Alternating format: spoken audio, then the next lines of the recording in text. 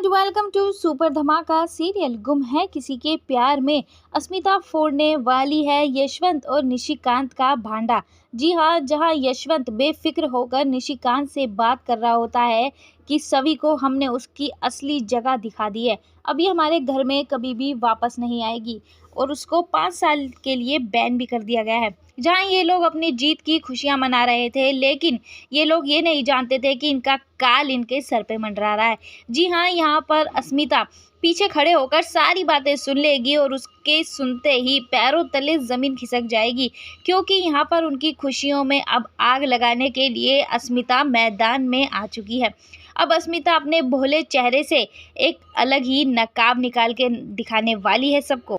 यहाँ पर अस्मिता बिना देर किए सीधा सवी के पास जाएगी और उससे कहती है कि तुम्हें पता भी है कि तुम्हारे साथ ये जो कुछ हो रहा है वो सब किसकी वजह से हो रहा है? क्या तुम जानती हो इसके पीछे किसका हाथ है? यहाँ पर सवी अस्मिता से कहती है कि मैं नहीं जानती हूँ काकू, लेकिन मैं पता लगा कर रहूँगी।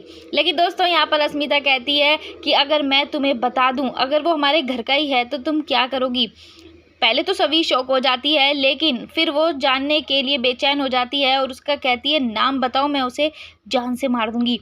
यहाँ पर अस्मिता कहती है कि ये सब निशिकांत और राव साहब का किया धरा है।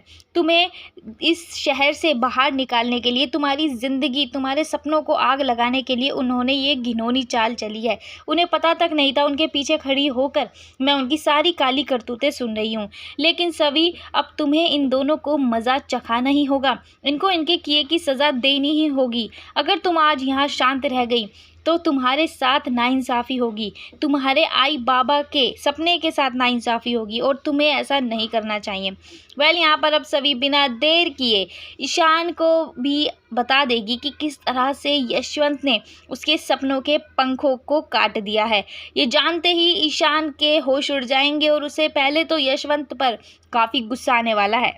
लेकिन दोस्तों, राहत की सांस तब आएगी जब यहाँ पर ईशान सभी से कहेगा कि तुम्हें चिंता करने की ज़रूरत नहीं है, मैं तुम्हारे हर कदम पर बिल्कुल साथ हूँ। तुम मुझे कभी भी आवाज़ दोगी, तुम मुझे अपने सामने खड़ा पाओगी।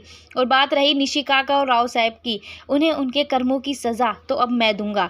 मैं सच का साथ देता हूँ, चाहे उसके लिए मेरे सामने मेरे अपने ही क्यों ना खड़े हों, मुझे उससे फ़र्क नहीं पड़ता। लेकिन अब मैं तुम्हें एग्ज़ाम दिलवा कर रहूँगा और जो तुम 5 साल के लिए बैन हुई हो, तुम्हारे ऊपर जो झूठे इल्ज़ाम लगे हैं उनके दाग भी अब मैं मिटा कर ही रहूँगा। दोस्तों, आपको क्या लगता है, राव साहब को क्या सज़ा मिलनी चाहिए? वो किस सज़ा के हकदार हैं? और ईशान और सभी को फिर से कौन कौन एक साथ देखने के लिए एक्साइटेड है, हमें कमेंट बॉक्स में बताना बिल्कुल ना भूलें।